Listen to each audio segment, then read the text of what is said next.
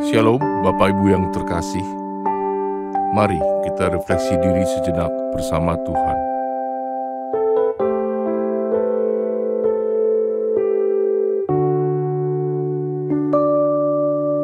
Bila ku buka mataku dan lihat wajah-Mu,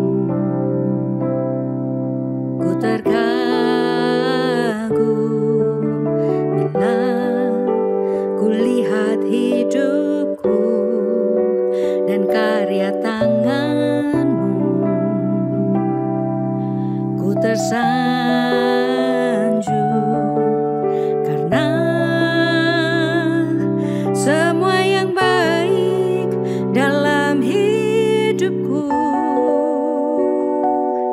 itulah karya-Mu. Kau beri kesempatan yang baru dan ku ingin mengenal-Mu, Tuhan, lebih dalam dari semua yang ku kenal. Tiada kasih yang melebihi-Mu, ku ada untuk menjadi penyembah-Mu. Firman Tuhan pada malam hari ini terambil dari Kejadian 20 ayatnya yang pertama sampai dengan ke-7. Lalu Abraham berangkat dari situ ke tanah Negeb, dan ia menetap antara Kades dan Syur. Ia tinggal di Gerar sebagai orang asing.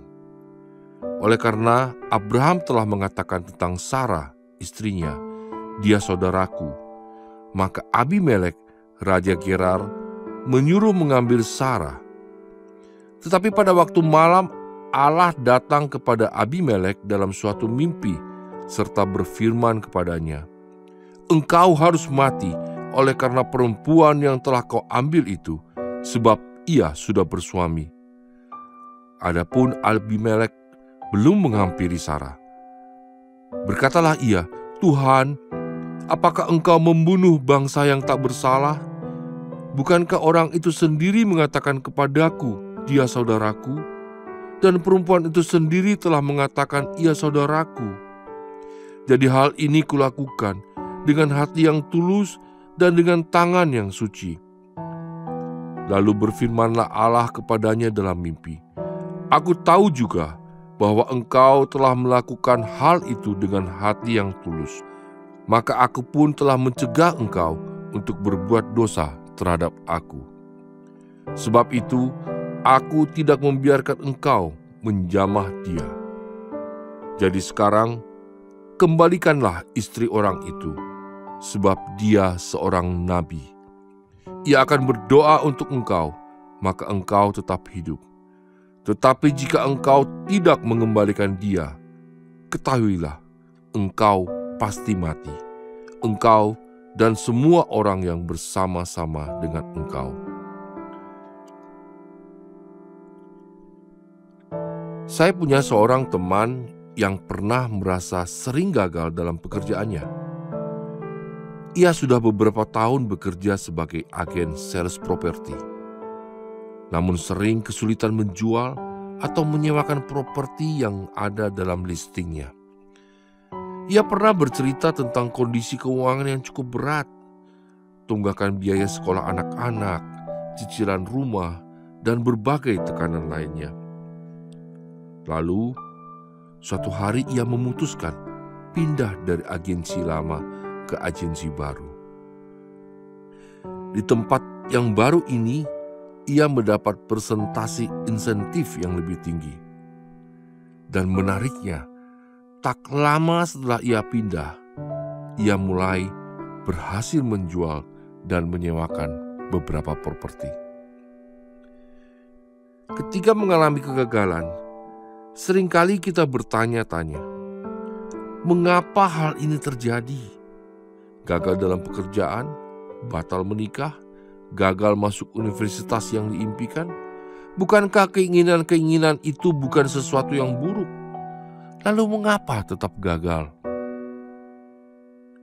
Dalam kisah Abraham yang menjadi bacaan kita hari ini, Allah mengintervensi Abimelek agar tidak menghampiri Sarah.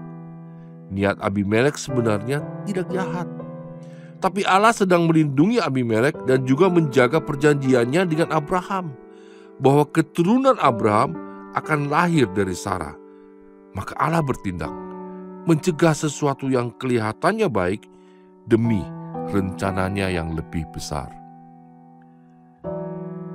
Bagaimana jika kegagalan yang kita alami juga merupakan bentuk intervensi Allah?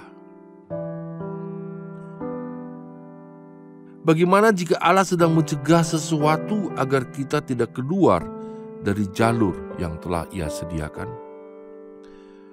Mungkin dalam pandangan kita, kegagalan itu terasa seperti aib.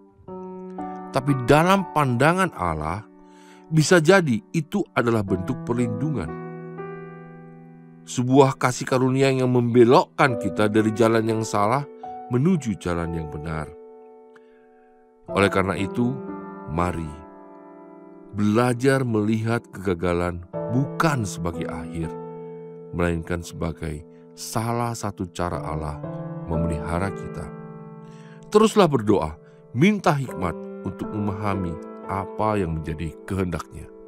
Dan percayalah, dalam segala sesuatu, termasuk kegagalan, Allah sedang bekerja untuk mendatangkan kebaikan bagi kita. Bapa yang penuh kasih, seringkali dalam hidup kami mengalami kegagalan-kegagalan yang tidak kami pahami. Kami menganggap bahwa kegagalan adalah kesalahan kami dan melihatnya sebagai aib yang memalukan. Namun ternyata hari ini kami memahami bahwa ada maksud Allah yang lebih besar dan yang lebih baik di balik kegagalan kami. Tolong kami ya Tuhan, berikan kami hikmat untuk memahami apa yang menjadi keinginan-Mu, apa yang menjadi rencana-Mu dalam kehidupan kami. Sehingga kami tidak lagi melihat kegagalan sebagai kesalahan, melainkan melihatnya sebagai sarana kasih karunia Allah dalam hidup kami. Terima kasih ya Tuhan untuk penyertaan-Mu dalam kegagalan kami. Malam ini kami akan beristirahat. Sertai dan jagalah kami sepanjang malam ini. Di dalam nama Tuhan Yesus kami berdoa dan kami mengucap syukur. Amin. Dan ku ingin